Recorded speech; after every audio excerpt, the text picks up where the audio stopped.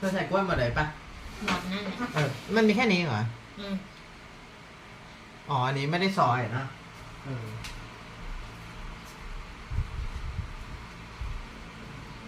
เก็บที่นอนก่อนแต่การเก็บไปส่วนใหญ่ก็ชีแต่ภูมิใจตัวเองว่าเขียนภารกิจได้เยอะเลยพวกนี้ก็งงอันนี้รสอะไรวะไอ้เนี่ยเขียนโอ้ยแชมเปญเนี่ยมันได้ใช้นี่ไปเยอะอะฮะอย่างเงี้ยแชมเปญหมายมันจะกินไหมเนี่ยก็ต้องลองหลายยี่ห้ออันนี้ไม่ใช่อาหารแปรรูปของมันนะเขาหมกใส่ใบตองเพิ่งทำสดๆใช่ไหมเอาเนื้อปลามาทำเองอะนะ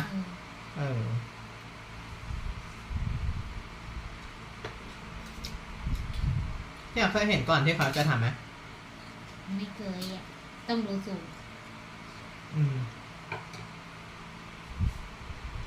ไม่รู้จะสั่งแบบไหนให้มันกิน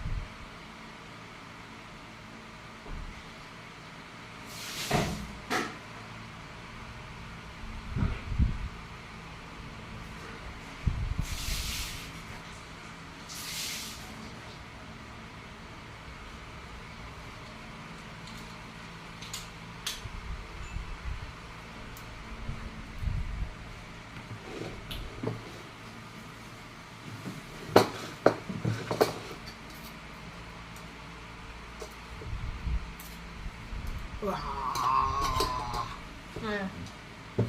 ไม่กล้ามเลย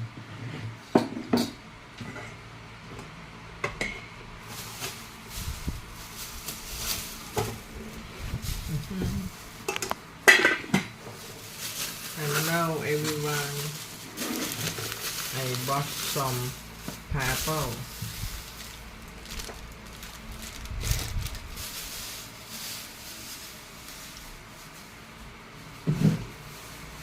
ไม่มีที่ใส่ผลไม้นะน่าจะอยู่บ้านพ่อมากเนี่ยเอาซองไม่ได้นะไม่มีเมื่อไปถ่านนั้นน่าจะอยู่บ้านพ่อเนี่ยถ่านอยู่ดิมันมี5 อันเหรอไอ้อย่างเงี้ยเหรออยู่บ้านพ่อไอ้โทรศัพท์เธอมันจะไอ้นี่ปะ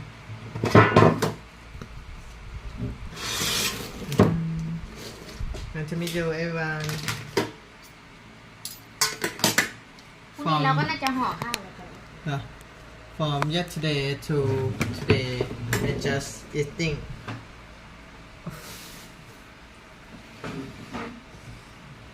diet 24 hours before eat first meal of the day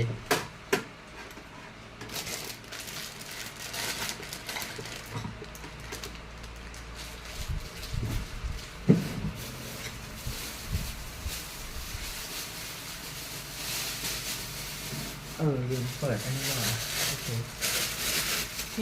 ลืมเปิด YouTube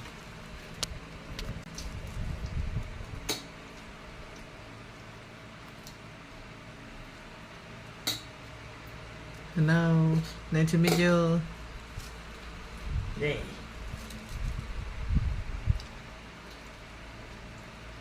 เมื่อวานแม่ก็ซื้อเนี่ยแม่บอก20 บาทได้เยอะ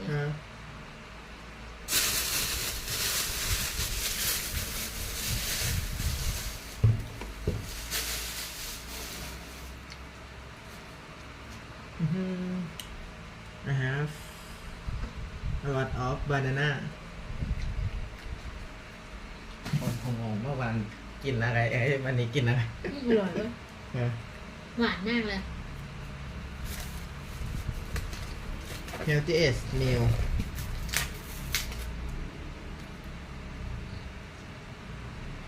time to eat everyone and brand yogurt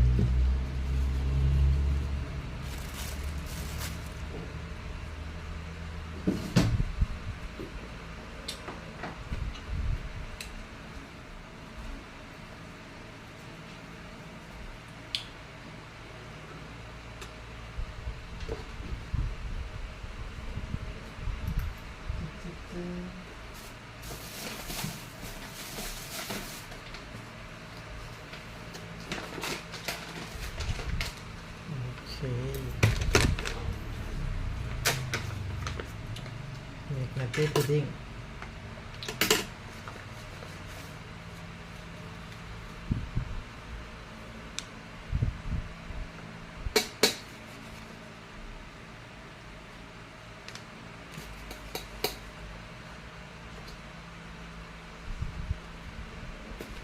tomorrow I will go to Ratchaburi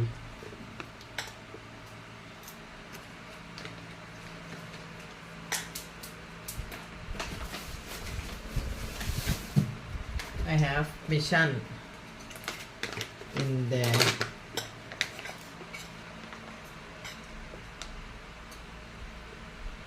มันอันนี้งงมันเป่าพง พอเทียบเต่าเติมแค่อัศเบอร์ 3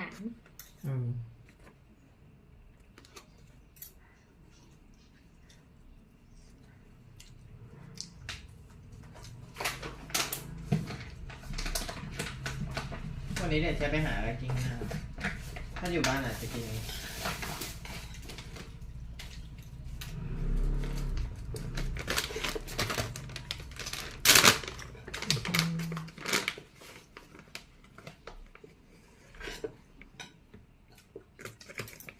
1 2 3 4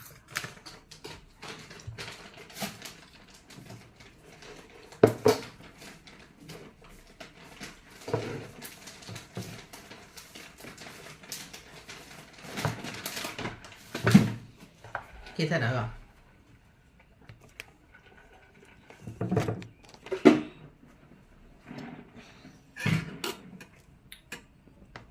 ได้แล้ว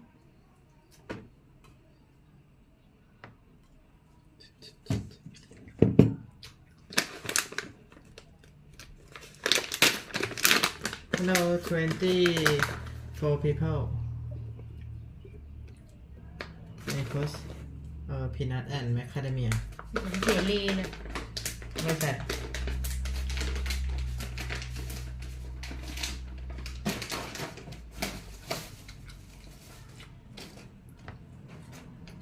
เสรีพี่หูสุดหรือป้าหูสุดวะ พี่หูสูตร หายไปเลยเนาะ อาจจะเป็นคนนี้ก็ได้ใครจะรู้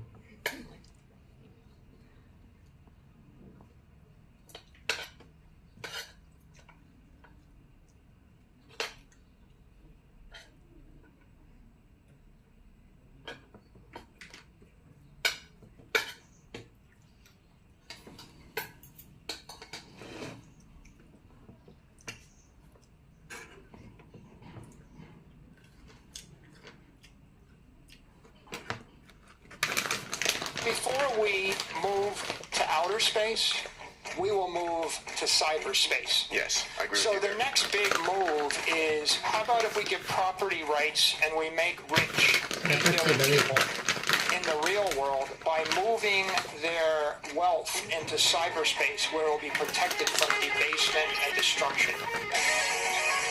And a massive transformative purpose is what you're telling the world. It's like, this is who I am, this is what I'm going to do, this is the dent I'm going to make in the universe.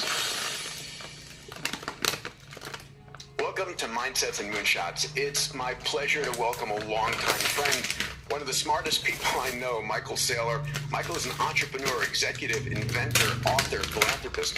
He is also perhaps the most prominent and brilliant Bitcoin proponent on the planet. He's the executive chairman of MicroStrategy, a company founded in 1989 just out of MIT, where he served as CEO for 33 years straight. MicroStrategy is the largest independent publicly traded business intelligence company and the largest holder of Bitcoin on its balance sheet. He is a first principles thinker extraordinaire and provides the most clear and cogent arguments for Bitcoin I've ever heard. Beyond Bitcoin he has compelling mastery of financial markets, history, technology, inner workings of blockchain, and makes a compelling conversation to have and listen to. He is the creator of the Saylor Academy, Saylor.org, providing free educational services to over 1 million students to date. Full disclosure, Michael and I were both fraternity brothers at Delta Chi at MIT. He was, I think, 3 or 4 years behind me. We both earned degrees in aeronautical and astronautical engineering. And Michael also got a degree in science, technology, and society. Michael, a pleasure to have you here, pal. Nice to see you again, Peter.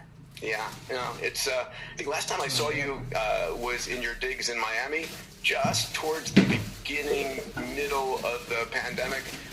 One of the things I remember we did that I'd love if you would do again here was you walked through the potential of Bitcoin as a store of value, what it could potentially be worth in the future. That was beautifully done. I had a similar conversation with Kathy Wood on my stage. So I guess the question is, under certain circumstances, in terms of sovereign wealth funds or store of value replacing gold, what could Bitcoin get to? What's the math behind that? Yeah, well, the way I think about that is I consider the value of all of the property in the world that's used to store wealth. So right now, if you're a wealthy individual and you wanted to give money to your grandchildren, you have a number of choices. You can either buy bars of gold, or you can buy ranches. You can buy blocks of Manhattan or buildings.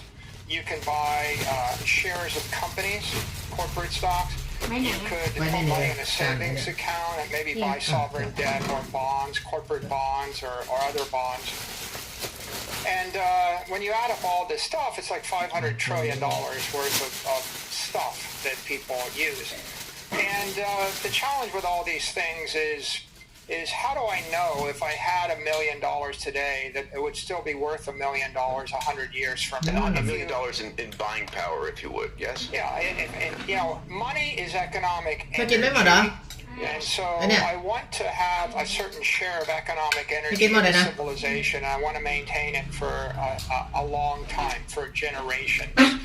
So if I buy a city block in Manhattan, it's kind of intuitive that over 200 years, the value of that city block will go up. And if more people move in Manhattan, it will go up. And so the positives are people move in the city, and I got a share of the economic activity of the city. The negatives are it's going to get taxed by the mayor of Manhattan. There's going to be zoning regulation by the neighborhood zoning board. It's going to get potentially taxed by the state of New York. It might be that politician decides they really want to build Central Park on my block of land, and they just take it from me, and they pay me, sub-market, or maybe they want to turn my land into an airport or into a port.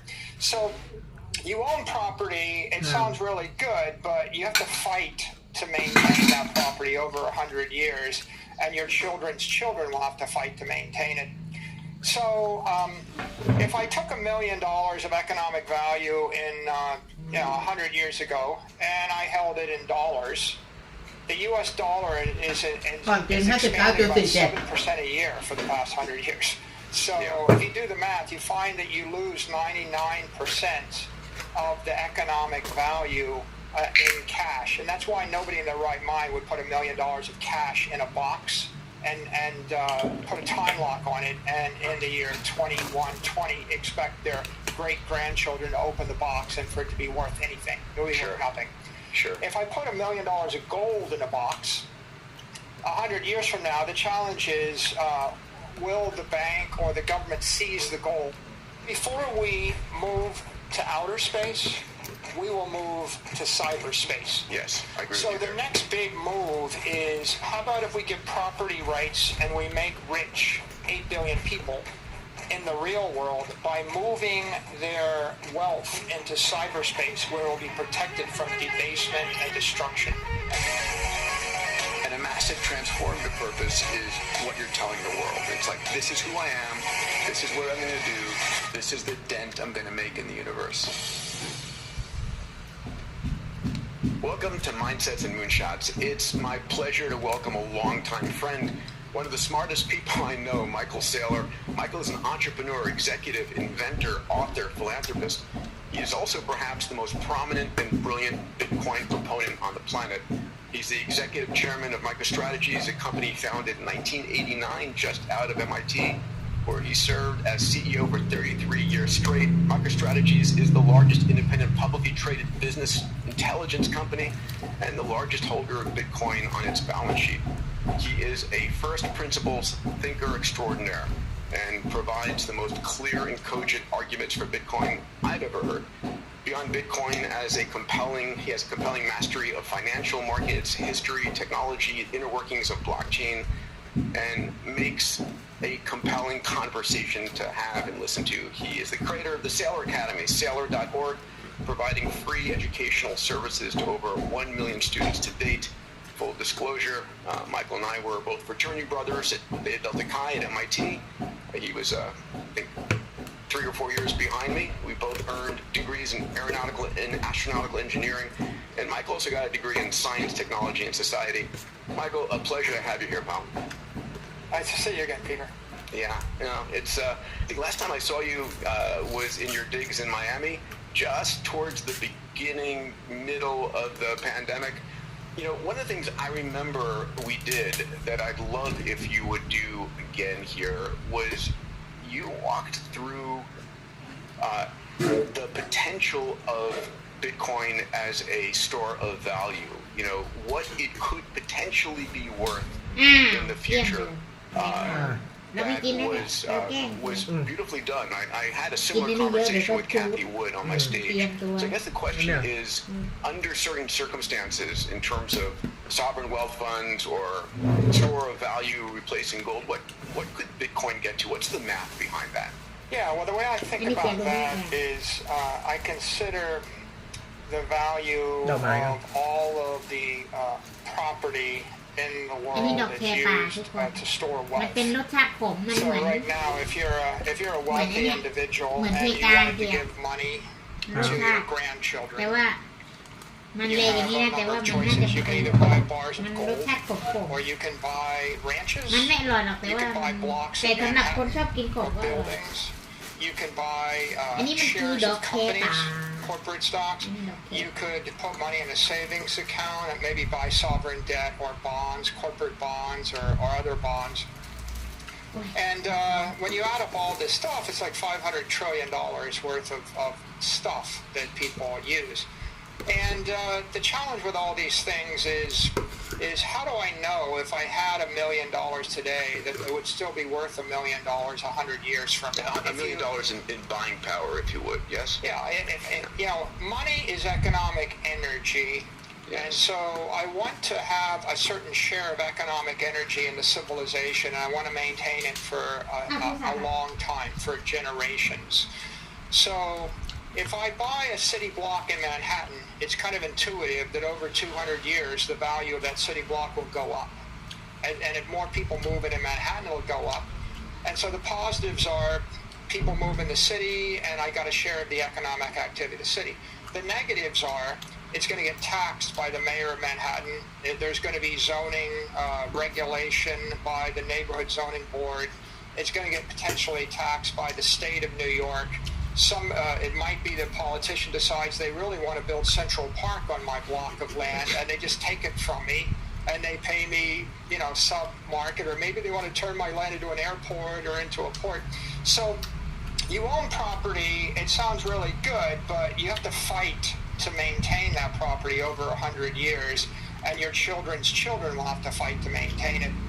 So if I took $1 million of economic value in 100 years ago and I held it in dollars, the U.S. dollar is expanding about 7% a year for the past 100 years.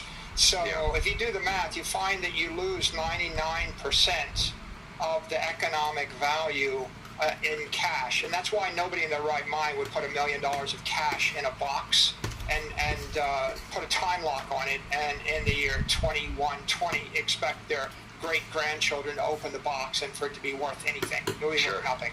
Sure. If I put $1 million of gold in a box, 100 years from now, the challenge is, will the bank or the government seize the gold? Pretty much every country on earth stole everybody's gold over the last 100 years. If you had it in Germany, it got stolen multiple times. The British, the French, the Japanese, the Russians, even the Americans stole everybody's gold. So, and if it didn't get stolen, that's what we call counterparty risk, seizure, confiscation. If it didn't get stolen, if you increase the gold supply by 2% a year, then you realize the half-life of money in gold, that says the half-life of energy in a battery, the half-life of money in gold is 35 years. Which, by the way, we increase it by 2% because we're mining new gold every year, right? It isn't a limited fixed amount. A battery? The half-life of money in gold is 35 years. Which, by the way, we increase it by 2% because we're mining new gold every year, right? It isn't a limited fixed amount. You can't stop the gold miners from mining gold. So ultimately, the economic energy stored in the container of gold is dissipating at 2 to 3% a year, which means you're going to cut it in half once, twice, 3 times. Right? So you're going to be down to 12.5% of what you had, even if it doesn't get seized. So when you think about these things, you realize that gold doesn't really hold economic energy great. It just happens to be the best portable, non-sovereign way to move energy around. And portable is I'm not going to pick up a ton of gold and move it someplace. Yeah, it's semi-portable. You couldn't move $1 million of gold through an airport, but it's more portable than a building, right? You're not moving your building out of LA ever, right? So you've got this conundrum, which is things that hold their value for a long time, like soccer teams or football teams, maybe. Well, they have cultural risk. Will people still want to watch football and soccer in 100 years? And they're not so portable, and they're very political. Then you have things that look straightforward, like owning 1,000 acres of land. But if your enemy takes over as governor of the state, they just pass a property tax and they tax your land away from you, and then the oldest cliche is lost the family farm because we couldn't pay the property taxes. Sure. And by the way, that's an important point, right? Because the value of your land that you own dissipates over time because it's taxed constantly. And it's like, you could, if you had a deed to a piece of land for 100 years, at the end you don't own the land anymore if you didn't pay your taxes. Yeah, so if you're a rich family in New York City and you have real estate, the reason that you still own it is because you rented it out and you were very competent in the way you manage the politics, the tax, and the rent, and you manage to get more rent than the tax. And then if you do that well, and if you get lucky, then you'll still have the land. But the families that keep their land for hundreds of years and use it to store wealth, and they never have it taxed away or taken away? You know who they are? The dictators, the rulers, the kings. The sovereigns. Yes. Okay, if you own the country, like let's say the Windsors, still own the middle of central London, but that's because they kind of own the government, or at least they're politically favored. Or if you go to the Middle East, you go to Dubai, you're a wealthy foreigner. You're like, I think I'll just buy a bunch of beach front here. No, you're not. They don't sell the good property to foreigners. You have to be a royal in order to own the beach. So many countries, what you find is the sovereigns, they own the land forever in perpetuity and give it to their children's children's children. And the reason they can afford to do it is because there's no tax, because they make the tax laws. Hey, thanks for listening to Moonshots and Mindsets. I want to take a second to tell you about a country like Peter. So let's assume building the store of value. Gold, then it should the store of value of land or gold value that buildings are being extra 2 months of membership. It's something that is critical for the full course of 100 years. Land and buildings are being taxed and evaporated, if you would, by taxation.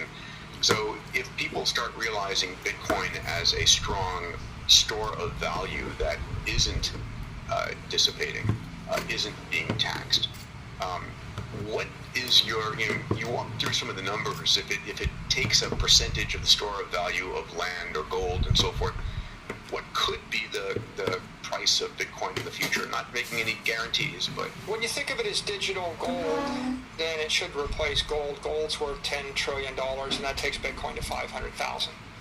But when you think of it as digital property, like replacing buildings and land and other long storeholds of wealth, then, you're up by a factor of 20 or 30 from there. I mean, it should not be... It's much better than digital gold because I can move Bitcoin at the speed of light and I can program it to 1 million transactions an hour on an iPhone or a website, not be replacing and buildings are being taxed and evaporated, if you would, by taxation. So if people start realizing Bitcoin as a strong store of value that isn't dissipating, isn't being taxed, what is your, you walk through some of the numbers, if it takes a percentage of the store of value of land or gold and so forth, what could be the price of Bitcoin in the future? Not making any guarantees, but... When you think of it as digital gold, then it should replace gold. Gold's worth $10 trillion, and that takes Bitcoin to 500,000.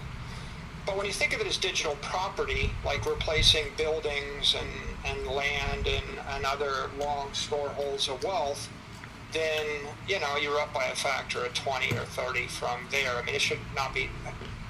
It's much better than digital gold because I can move Bitcoin at the speed of light and I can program it to 1 million transactions an hour on an iPhone or a website. You can't do that with gold.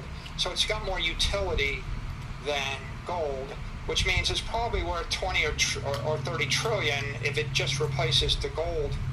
But instead of buying the Fontainebleau Hotel, which is a nice hotel, worth whatever billions in Miami Beach, instead of buying that, instead of buying the equivalent amount of Bitcoin, if you bought the Bitcoin, you can move that to any city in the world every hour of the day, compose it, decompose it, recompose it, dematerialize it, and when there's a nasty tax on it, you can just move yourself to a different jurisdiction where there's a better tax treatment.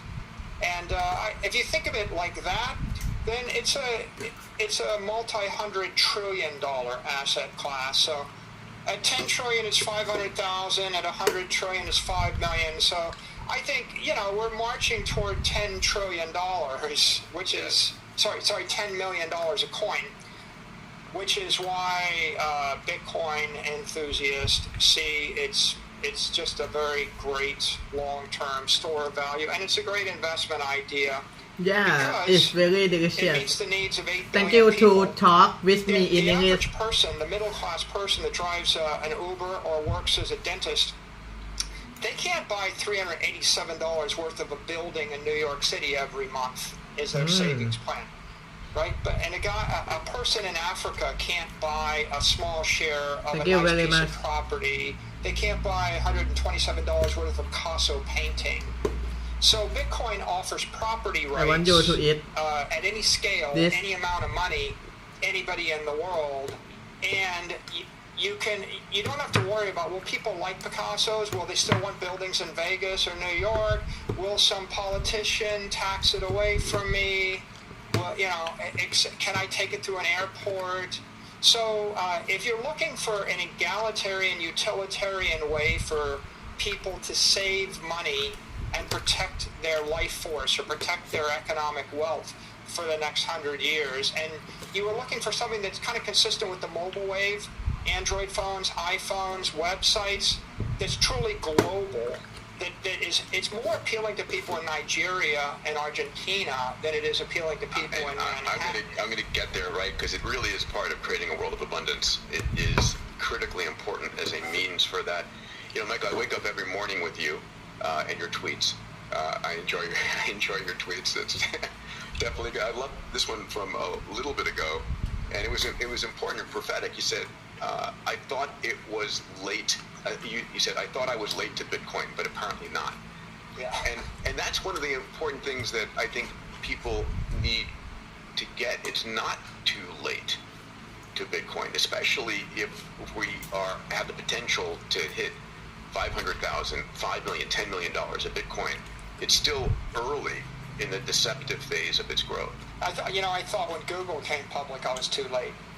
But Yeah. if you look at the really great successes of our lifetime, Peter, the digital monopolies, the Apple, the Google, the YouTube, the Facebook, these things. The MicroStrategy. We thought that we were late to them, but the truth is Google would have been a good idea to invest in, all the way up to like a few months ago. It's still getting more powerful, and you think you fully embraced Google in the year 2018, but Google was going to get more powerful and surge. And if you thought you understood it in 2020, by 2021 it was more powerful. And the same is true with Apple. And these Apple and Google, probably more powerful than most nation states. Same with Microsoft. We thought Microsoft, we understood that one, and Microsoft got more powerful in the past 24 months. I agree. Who would you rather go to war with as your ally? Google or Greece or Ghana or, it's like you would rather have one of these companies. No, people for this think you've people. been involved in Bitcoin for a decade since, the beginning. Yeah. Because you've become such a strong, It's yummy. both knowledgeable and protagonist on you. But it wasn't. It was just a few years ago. Can you tell the story of what happened that got you It's very yummy. excited and gave you, for lack of a better term, religion on this? Bitcoin represents a paradigm shift. It's the digital transformation of money, property, and energy. And paradigm shifts are so profound that you're staring at them and you don't realize they took place because your worldview is constructed based upon a bunch of assumptions that you've always taken for granted. And so what Thomas Kuhn says in the structure of scientific revolutions and what we study at MIT is there's only two circumstances under which people willingly undergo a paradigm shift. And one way is you wait for the old guard to die. And then the millennials they get it because they're different. And Einstein, said God does not play dice with the universe.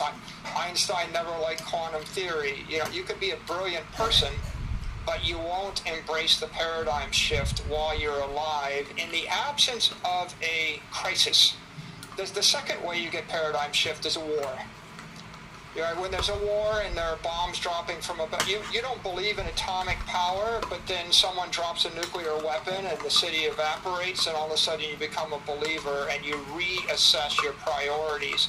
I would posit there's another way, which is when something is 10 times better than anything else.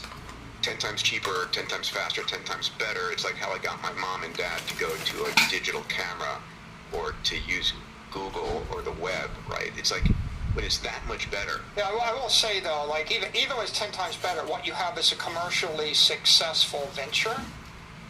But for example, Warren Buffett never invested in Microsoft, and Warren Buffett never invested in Amazon, right? Even though it's 10 times better, right? If you have enough money and enough power, you can ignore stuff. My dad didn't use any of the new technology until at some point we gave him a television and YouTube, and YouTube did it. He didn't care about all the other things, but if you can sit and you can talk to the remote and you can stream on YouTube to anything, all of a sudden 80-year-old man decides he loves this now. And so it has to just click. Yeah. Right? So what clicked for you with Bitcoin? When was it? Was it March of, was it? It's the second quarter of 2020. Okay. The second quarter of 2020, and what clicked was a couple of things. We had a K-shaped recovery. Main Street was shut down. It's pretty, millions of people have lost their jobs. The economy's contracting. And then Wall Street exploded and recovered and hit all-time highs. And what I saw was 6 weeks later, right? yeah, financial assets were having the best year ever. People had great years. I mean, a lot of these hedge fund managers, they had the best year of their life in 2020 or 2021. Yeah. And Main Street assets were having the worst year in 30 years. And I had a company with $500 million in cash that was dead money. It was idle. It was generating 0% interest. The Federal Reserve said we're not going to raise interest rates for 4 years. The company's stock was in the tank. At one point, in essence, when we were going through this, our company was valued at $60 a share in cash and $60 a share in the software business. And that was like 1 times revenue. And so, I looked at the world and I said, if the cash is dead money and if our stock is viewed as dead money, we've got a choice between a fast death, a slow death, or we ride out of the cast and we take a risk. Okay, the fast death is I just give the $500 million back to the shareholders in a dividend or a buyback.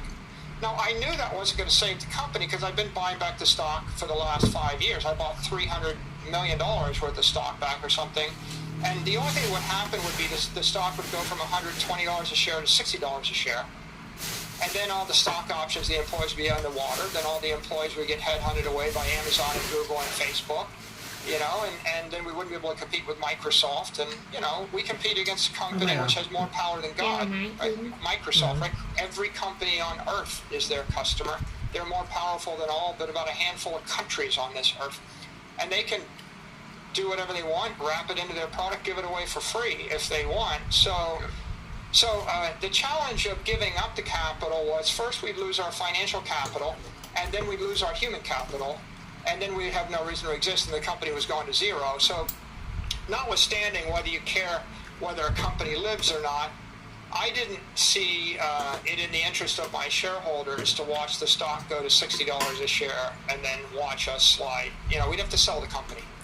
So the second strategy is hold the cash, but the cash is, cash is trash. Ray Dalio says that is generating 0% interest.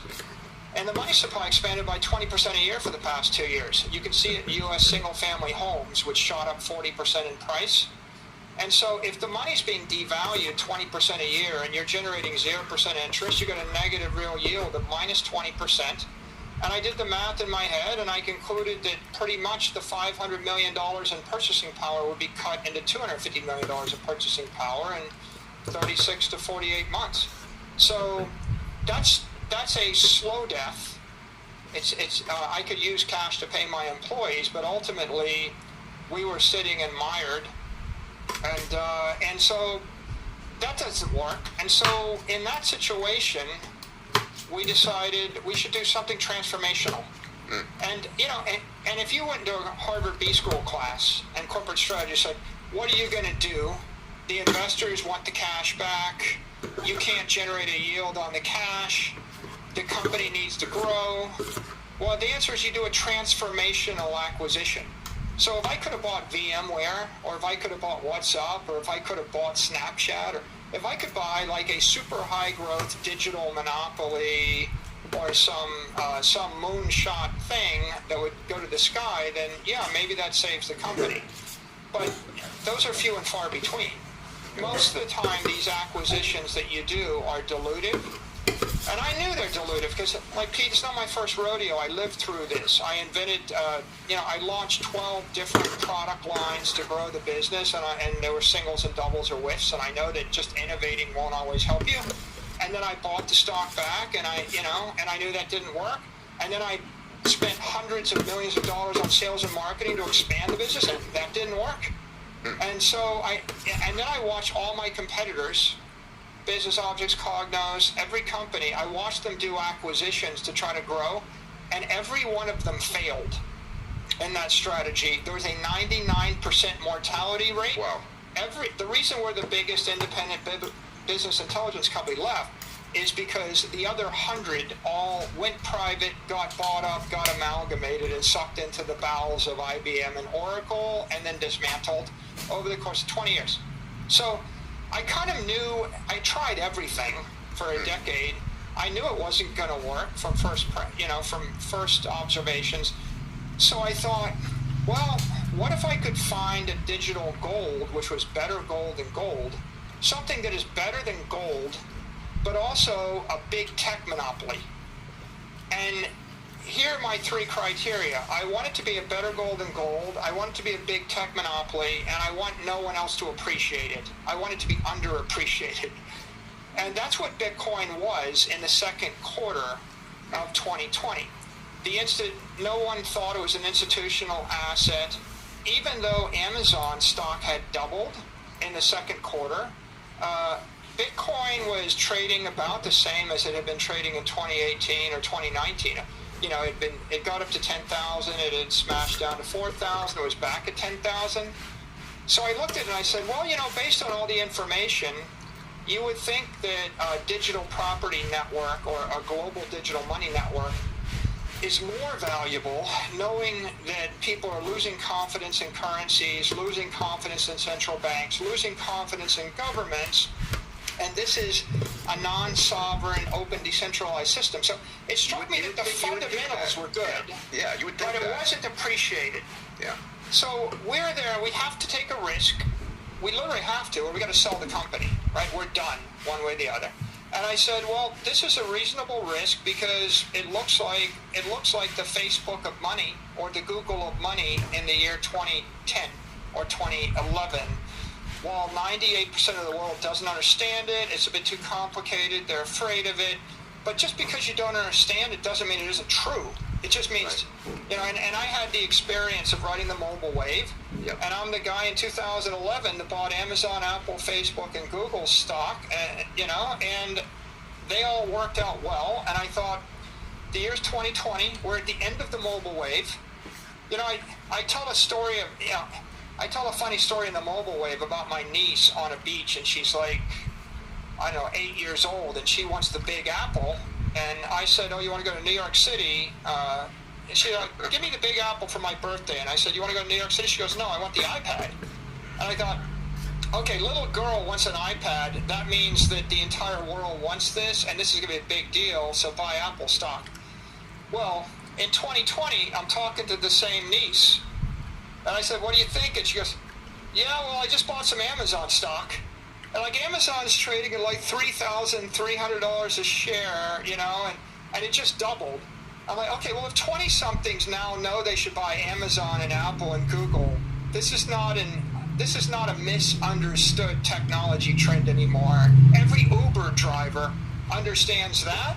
This is like the 2001 .com bust where every taxi driver back then was telling you what .com stocks they were buying. So get off the mobile wave, get on the crypto wave, and think that through, and so that kind of made the decision straightforward. It wasn't without risk, but the alternative was pretty much throw in the towel and just either get beat to death fast or beat to death slowly. And so we got into this business at that time, and of course the last 2 years have been, I think, fairly good ones in terms of commercialization, institutionalization of digital assets. Yeah, this was the number, right, since August 10th, 2020, when you adopted Bitcoin. MicroStrategy has outperformed 97% of all S&P 500 stocks. Congratulations, that's amazing. Do you have a self-described purpose? You know, one of the things that I'm that I'm focused on in the show is helping people sort of get compelled to a purpose. Because I think an individual, an entrepreneur with a purpose is the way to make the world a better place. Right, the right mindsets and a driven purpose. What's your purpose right now, Mike? Engineer a better world. It's MIT, man. I hear you, buddy. Engineer a better world. I think that engineering is divine. I mean, you got to respect engineers. If you look at what it takes to build a bridge, what it takes to build an aircraft, a spaceship, a nuclear reactor, a ship, a building, a skyscraper, what it takes to cold roll steel, you know, or create steel, or to extract petroleum out of the ground, or navigate celestially, or build a mobile phone, or a radio, or television.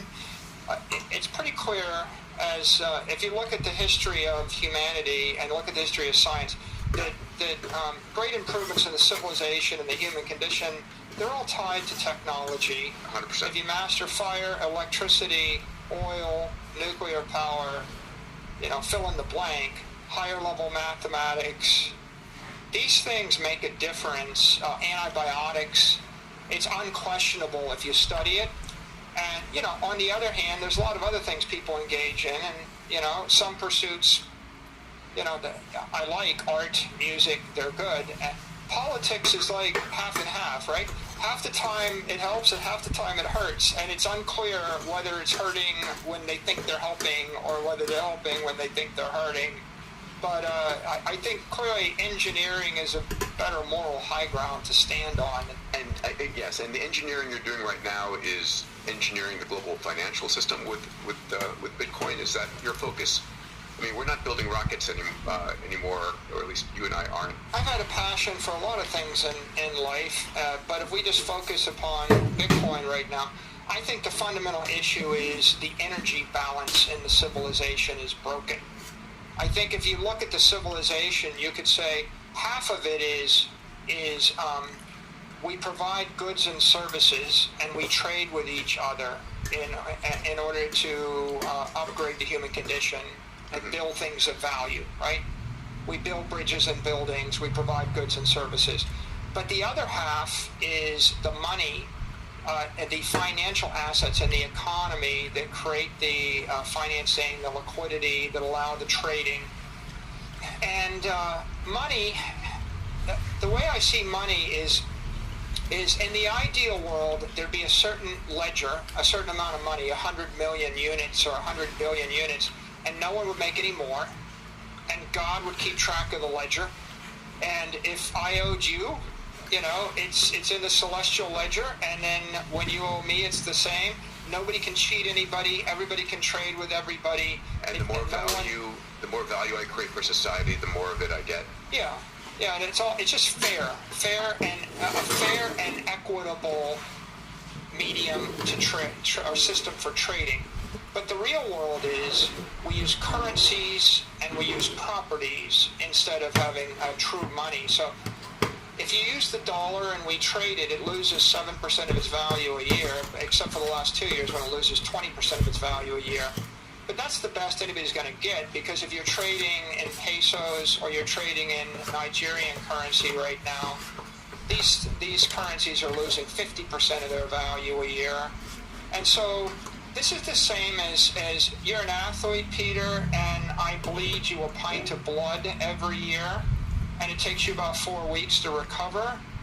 And so you don't run the marathon in the 4 weeks after I bleed you. That's like 5% inflation. But, what happens when I bleed you a pint of blood every month? Right now you're just getting bled to death. Yeah. I'm reminded that George Washington died because his well-meaning physicians bled him to death. พวกนี้น่าจะกินอีกทีประมาณเที่ยงมั้ง I mean, the medical establishment literally thought that they were going to help bleed off the ill humors, but they bled him to death. จะกินตอน5 โมง 12 นาทีต้องให้ไม่เกิน6 โมงที่ว่ากินแค่ชั่วโมงเดียว Zimbabwe, or look at what's going on right now in Lebanon or Turkey or Argentina. When the currency collapses, the businesses collapse. This is the same thing as when you're in a car accident and you open an artery and you're literally bleeding out on the pavement. Well, eventually when you bleed out, your brain stops, you get a heart attack, your lungs don't work, you suffocate. Yeah. System collapse. So what's the fundamentals of triage, which is first, stop the bleeding. Like I see you there. It doesn't matter your arm is broken, right?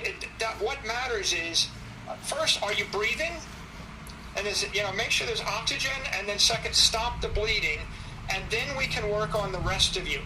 So I think that inflation, monetary expansion is bleeding to death. We just saw a country collapse, Sri Lanka, just collapsed about a month ago, literally. And the currency stops, and when the currency stops, you can't buy energy, and that they have an edict where they say private citizens can't buy gasoline anymore. Okay, so what happens when your currency loses value, you don't have liquid energy, you can't buy food, right? You're going to starve to death, freeze to death if you don't get beat to death by your neighbor, okay? So if you ask me what is my mission is fix the money, but what does that mean? It means fix the energy balance in the civilization. There's a bunch of inefficiencies. One inefficiency is 8 billion people can't trade with each other. They can't.